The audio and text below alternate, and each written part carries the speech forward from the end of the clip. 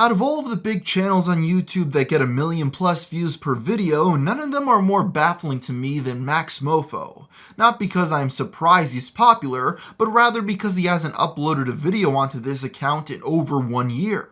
So what happened? Well, to find this out, I think we'll have to look a little bit more into one of the most iconic channels on this entire website. The thing you have to know about Max is that he's been around for quite a while, trying many different styles of content. You may remember watching some of his prank call videos he used to do years ago. As I was saying, I'm having a bit of a problem with my computer. Yes? It's a Mac. Yeah, and do you want to look at trying to solve this, or would you like to look at getting a different computer for this one? Well, the only solution would probably be to break it.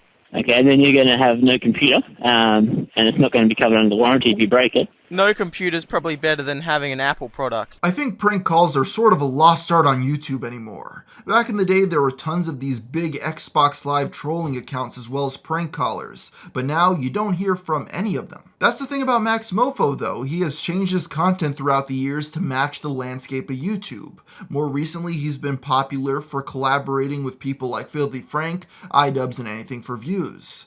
But even in the past year, he hasn't done much of these. So if he hasn't been making any of these popular videos on his main account, what has he been up to? Well, mainly his secondary accounts. In my Tobuscus video, I brought up how back in the early days of YouTube, popular channels often had multiple accounts, each with different genres of content, and Max was part of that arena. Although he stepped it up a notch by running 4 channels instead of the usual 2 or 3. The funny thing is that these secondary accounts are more active than his main original one, so I thought I'd spend a few minutes to just go over his 3 secondary channels. This secondary account is sort of a mishmash of different types of videos, but mainly is a place where he uploads behind the scenes footage as well as travel stuff. While I'm not one to be a huge fan of vlogging channels, I definitely recommend some of his, including his series where he takes a trip to Japan. You may have already seen the one where he goes into an arcade with his buddy and they win the biggest jackpot I've ever seen in my life. Okay! Thanks! This is happening! Oh my god! Rob, we don't have enough room! We don't have enough room! I think what I like about Max's vlogs is that they are infrequent and he only makes one when he's doing something that's interesting like traveling. Too many YouTubers fall into the trap where they feel the need to create a new episode every single day. But if you're not doing anything cool or interesting, why bother? If you look at something like his video on the peak of human evolution, where he shaves off his buddy's eyebrows and hair before painting it back on, it seems like something that would fit right in on his main account, but it's on his secondary channel. My guess for videos like this, they simply didn't reach the quality standard for his main account, so he stuck him on MaxMoeFoe too, which would explain why his main channel hasn't had much content. He has very high standards for that account. Next we have his Pokemon channel, where he unboxes what must be thousands of dollars worth of cards and toys each year. I remember the excitement of opening up a pack of cards as a kid, but when you get to the point where you can afford an endless stream of them because the videos make money, I can't help but feel it would take away a lot of the fun of collecting. While these Pokemon unboxings aren't my cup of tea, it's clear when watching that Max really does enjoy doing these kinds of videos, and it comes across. Plus each one of these videos gets a couple 100,000 views a pop, so considering he'd probably buy all this stuff anyway, why not open it up on camera? Finally, we're at MaxMoeFoe Games, which was made during the height of Let's Plays on YouTube.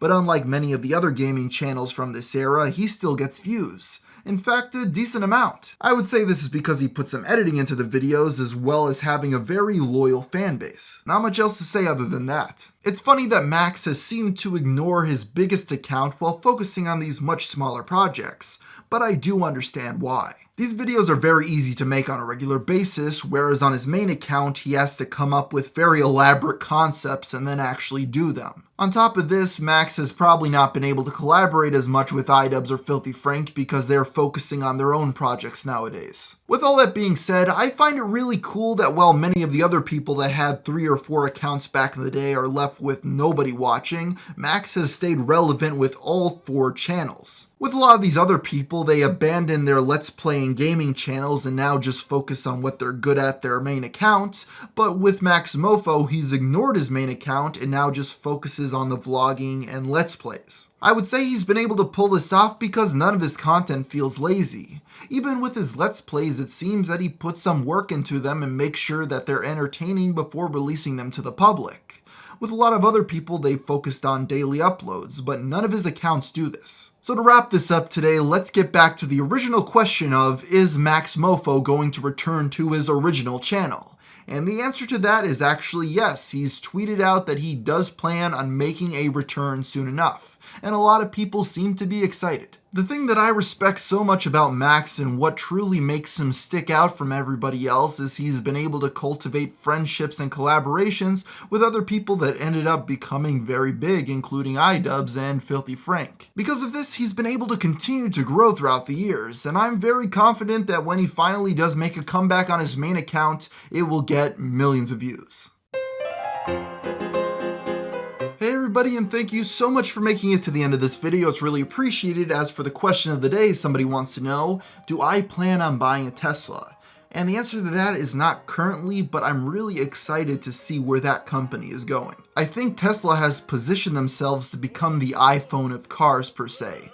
So while everybody else may finally play catch up and make an electric car to match the Tesla, everybody's going to want a Tesla if they're getting an electric car, and no one else can compete with that brand name. Well, yes, everybody points out all the amazing technology Tesla's made. No one really wants to focus in on the fact that Tesla's built a brand on being the electric vehicle.